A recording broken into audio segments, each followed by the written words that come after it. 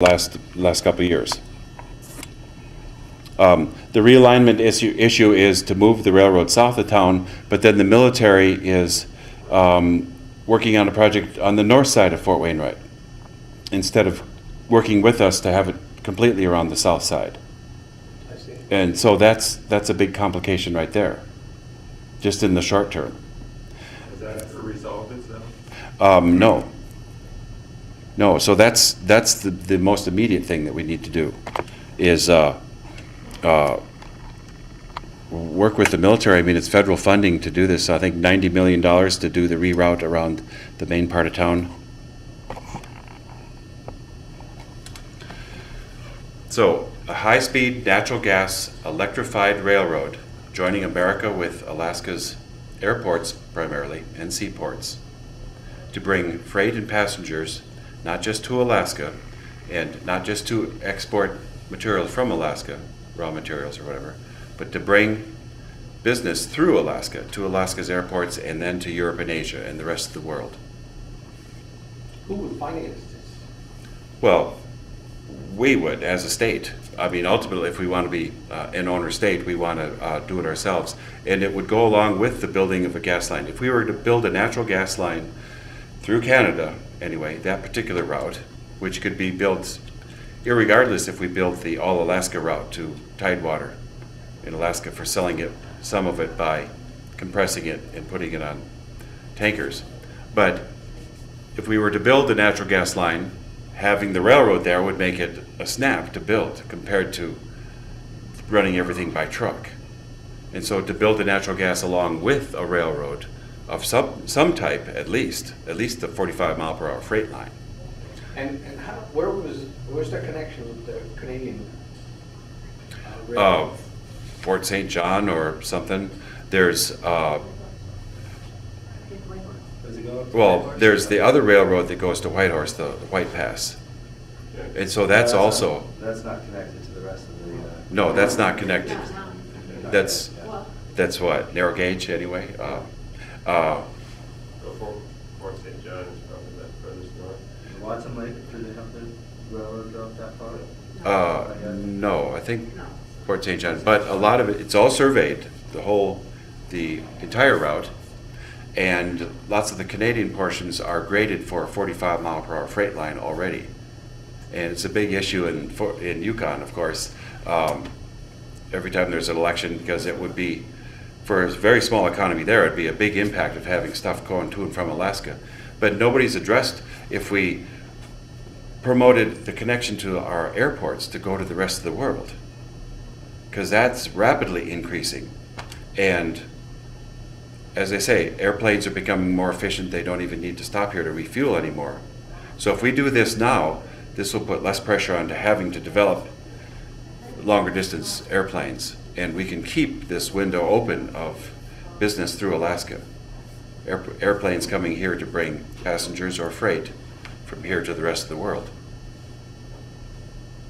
Seems like a real no-brainer, and they say $20 billion right now for building a natural gas line, and that's a big one just to export it for sale.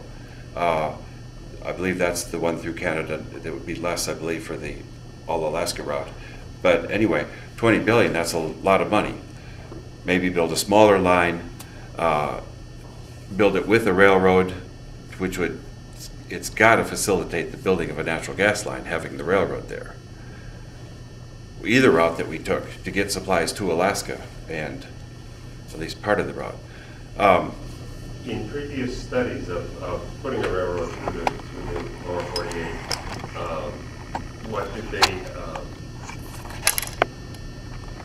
what problems did they foresee? I only suspect it's resistance by the established transporters, truck and air. They don't want the competition or sea. But the Canadians are in favor. Yes. What do you know about that, Wolfgang? I don't know very much about it, but I remember a few years ago we were discussing having a transmission line from Odo Bay to to our area or any place, you know. Oh, to use natural gas in Prudhoe to make electricity? Well, yeah, right now we're burning it up by I don't know how many trillions of, you know, cubic feet. Yes, just flared away. They flare off a lot, re-inject some, but they do flare off an awful Well, lot. yeah, there's no choice, you know. We flare it up here at the refinery because there's so much running with the oil, you know. We could run it comes in out of oil. the oil. Actually, we could separate it out right here if you want to do that. But Right, yeah, I forgot about that part of it. That's- well, yeah, we could. There's some gas coming in, you know. It's going to get out in these if it's not going to get out here already. So the problem is that the question of cost, you know, at that time a few years ago, it wasn't feasible to run that transmission line direct from Prudhoe here because of the cost involved. And then, of course, you lose a lot of voltage by the time you come to here. It's a long line, you know, electricity. It's So- more efficient to transport it by gas and turn it into electricity locally, isn't it? I don't know. We have to figure that out because I believe it's a matter so. of cost at this point.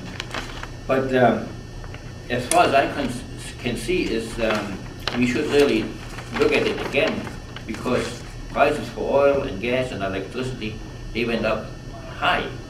And, Just in the last 2 years? Yeah, and then it doesn't matter if we send it down to Canada or use it here in our own state, you know.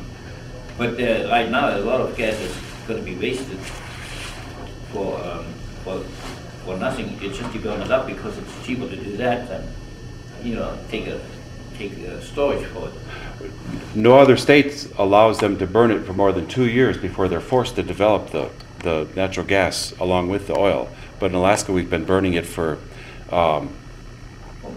30 years. Yeah. They've been burning off large parts of natural gas. I worked in Prudhoe Bay in '88 on an oil spill, and there was a flare pit outside of the flow station. And there was always a little flame going, but one day it just kaboomed and this huge flame went, and it made a streak in the sky you could see for weeks because they hit some kind of pocket or something. And this natural gas just, besides not burning it very clean, because when it first burst, it was very messy, but that thing just rumbled, and we were half a mile away, and it melted like 4 feet of snow in 2 days, half a mile away from this flare. It was putting out that much heat because we were digging out the snow to clean up these leaks on all these elbows on this one oil line in the middle of this big rack. But an incredible amount of natural gas being burnt off. And they burn off other stuff to go with the natural gas. They'd mix waste stuff that they don't want to ship with it and burn it off. And that's not been addressed. Some people say it's as much as 3% of the oil is being burnt off because they want to get rid of some of this nastier stuff that's in it. So, talk about global warming having a huge heat source in the Arctic itself. Anyway, a railroad to use this resource right away. I don't know why we don't have a small line, at least initially, of natural gas coming down to Fairbanks so they don't have to flare up there, even if they don't fully develop it, but right away to tie in with the rest of the state and to run the Alaska Railroad on natural gas, the existing Alaska Railroad. There's been fuel spills. It costs a lot less to ship all that fuel with the train if it's electrified. That would be high-paying jobs for a long period of time. Joe Fields, mayor candidate. Good to see you.